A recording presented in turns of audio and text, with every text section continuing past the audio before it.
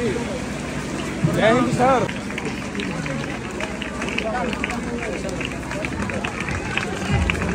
हमारे स्कूल के प्रधानाचार्य श्री सुरेंद्र जी, सभी अध्यापकगण और हमारे गांव से आए हुए हमारे जो मिलिट्री मैन है, फौजी साहब हैं, और प्रिय ग्राम वासियों व प्यारे बच्चों, आज इस गौरवमय दिवस के ऊपर हम इस प्रांगण में इकट्ठे हुए हैं, तो ये हम सबका बड़ा सौभाग्य है। ये हमारे लिए एक गर्व की बात है कि हमें ये मौका मिला है कि हम स्वतंत्रता के दौर में पैदा होके अपने शासन, अपने कानून, अपने लोगों के बीच में रह के अपना जीवन यापन, अपनी तरक्की, अपनी उन्नति हम अपने सामने पेश कर रहे हैं। ये हम सब के लिए बड़ा सौभाग्य का दिन है। और आज जो हमें बलिदान मिला था, जो हमें आजादी मिली थी, वो लंबी संघर्ष, बलिदान और उनके त्याग भावना से ये चीजें बनी थी। तो प्यारे साथियों, एक मिनट के लिए एक बार गौर करना आप कि आपका जो फर्ज है, क्या वो आप लोग निभा रहे हैं? आप अपने देश के लिए, अपने समाज के लिए, आप भी जो आपके पूर्वजों ने, आपके परिवारों ने जो आज इतना अच्छा अवसर दिया कि हम खुले हवा में सांसें ले रहे हैं, हमारी अपनी आजादी, अपना कानून है, क्या हम उसका फर्ज थोड़ा बहुत भी अदा कर पा रहे हैं या नहीं अदा कर पा रहे? प्रिय साथियों, आज हम लोग देखेंगे कि अंधविश्वास के अंदर बहुत ज्यादा दुनिया डूबी हुई है। तर्क वितर्क का जो समय है वो बिल्कुल ढलता जा रहा है। आज इंफॉर्मेशन, सूचना इतनी ज्यादा बढ़ गई है इस समाज के अंदर कि उनको तर्क वितर्क करने का मौका ही नहीं मिलता। अगर प्यारे बच्चों, प्यारे ग्रामवासियों, अगर आप लोग किसी तथ्य के ऊपर बिना बोले, बिना बात करे अगर आप अंधा विश्वास करेंगे तो दोबारा गुलामी आने में कोई वक्त नहीं लगेगा।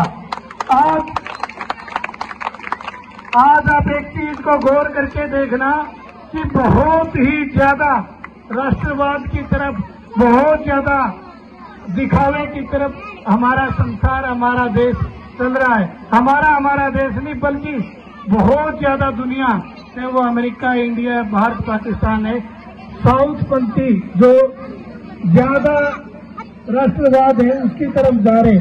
मैं आप लोगों से निवेदन करूंगा कि जो हमारी आर्मी है, जो हमारे पुलिस फोर्स है, अर्धसैनिक बल है, वो हमारी देश की सुरक्षा बड़े तन मन धन से कर सकते हैं।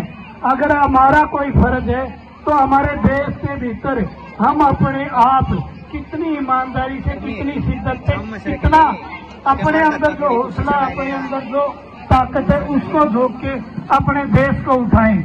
आज हम कहने को चौथी अर्थव्यवस्था दुनिया की सबसे, पर एक्चुअल में देखा जाए तो गरीबी और अमीरी का इतना ज्यादा भेदभाव है, बहुत ही ज्यादा भेदभाव। कुछ लोग एक टाइम का भी खाना नसीब नहीं हो रहा, और कई लोगों के पास इतनी ज्यादा अमीरियत और इतनी ज्यादा दौलत है, वो सिर्फ इस वजह से है कि हमारे पास तर्क वितर्क के जो लोग हैं, हमारे पास जो एजुकेशन का सिस्टम है, जो हमारे पास ज्ञान का सिस्टम है, वो बिल्कुल लिमिटेड है। बच्चों, अगर ज्ञान नहीं होगा तो आपके पास कुछ नहीं होगा। आप सिर्फ एक मजदूरी कर सकते हैं, और अब मजदूरी का टाइम नहीं रहा। आपको मेहनत करनी होगी, आपको अपना दिमाग को, आपको अपने विचारों को, आपको तर्कशील होके आगे बढ़ने की नीड है। आज टेक्नोलॉजी का इतना अग्रसर टाइम आ गया, एआई और जीपीटी वगैरह ऐसे टेक्नोलॉजी के क्षेत्र में प्रवेश कर गए हैं कि आज हमारे सिर्फ हथियारों तक या किसी और चीज में हम ज्यादा इन्वॉल्व नहीं हो सकते। अगर आप इन्वॉल्व होंगे तो टेक्नोलॉजी के माध्यम से होंगे। अभी भारत पाकिस्तान का युद्ध हुआ था, इसमें सीधी गोलीबारी की कोई ज्यादा जरूरत नहीं पड़ी, जितनी ज्यादा यहाँ पे मिसाइलों की टेक्नोलॉजी की जरूरत पड़ी है। और वो टेक्नोलॉजी कौन बनाता है?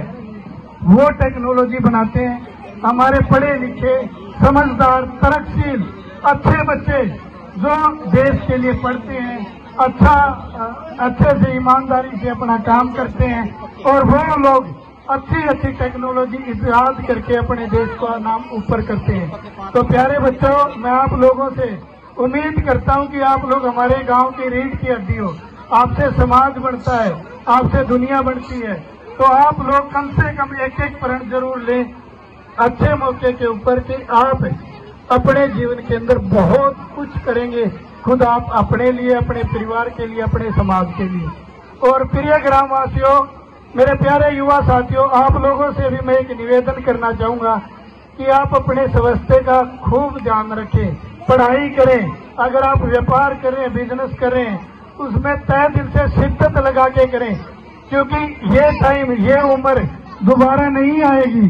अगर आप 12, 14, 18, 20, 25, 30 साल अगर टप गए, दोबारा आपके पास वो मौके नहीं आते। तो अगर आपको कुछ करना है, कुछ बनना है, सिर्फ हवाबाजी में नहीं बन सकते, उसके लिए आपको करना होगा। आपको 18, 17, 20 घंटे भी कई दिन मेहनत करनी पड़ेगी और वो मेहनत लगातार करनी होगी किसी भी पद पे पहुंचने के लिए। आज समाज के अंदर थोड़ी गुंडागर्दी टाइप की चीजें भी बहुत ज्यादा बढ़ रही हैं, तो उसके लिए भी मैं अपने गांव के युवा साथियों को भी आवेदन करूंगा, उनसे निवेदन करूंगा कि प्लीज इस बदमाशी की तरफ, इस बदमाश लाइन की तरफ न जाए और अपने माँ बाप की तरफ, अपने उन पूर्वजों की तरफ देखें जो आप पे पूरा विश्वास करके बिल्कुल अपने आप को लौटा के आपको पाल रहे हैं, बढ़ा रहे हैं, आपके हर शौक पूरे करें। तो अपने माँ बाप का, अपने गांव का कुछ न कुछ मूल्य आप अदा जरूर करें, जितना भी आपके ऊपर बन पड़े।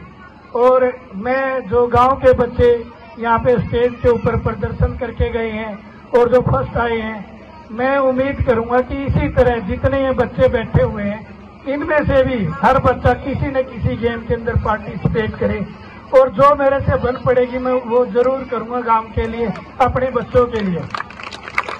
कर रहा है, तीरंदाजी कर रहा है या कबड्डी खेल रहा है, सभी बच्चों को किट का सामान बिल्कुल हर एक बच्चे को मिलेगा, बशर्ते वो 6 महीने तक रेगुलर आए, क्योंकि पंचायत का पैसा से खराब नहीं करेंगे।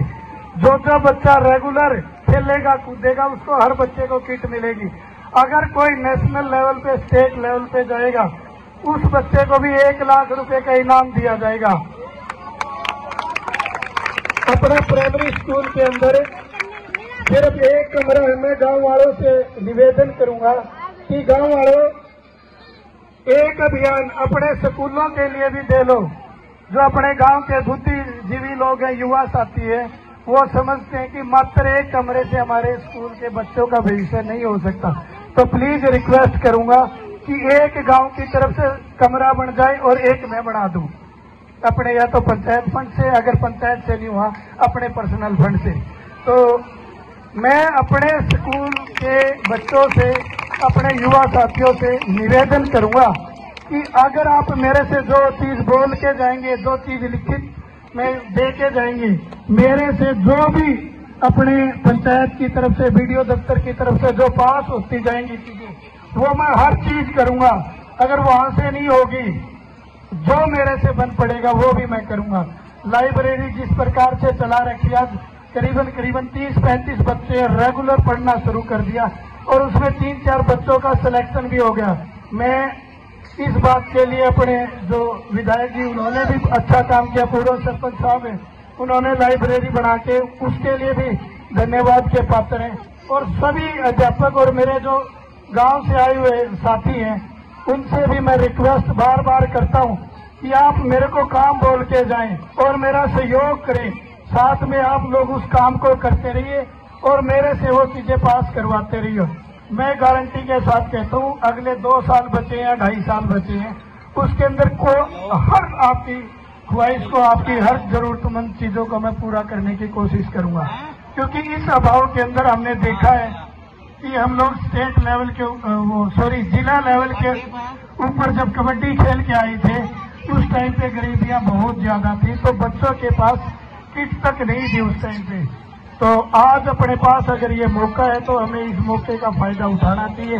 और भी बहुत सारी ऐसी चीजें रह गई होंगी जो मैं नहीं बोल पाया हूँगा, बाकी आप करके देखिए, आप अप्लाई करके देखिए, आप कह के देखिए, मैं अपनी तरफ से तन मन धन से कोशिश करूंगा करने की। और रही बात स्कूल की, प्रिंसिपल महोदय, सभी टीचर, जो भी आप मेरे से बात कहेंगे, जो मेरे से बन पड़ेगा, मैं आपकी हर इच्छा को पूरी करने की कोशिश करूंगा जो मेरे से बन पड़ेगी। बहुत बहुत धन्यवाद।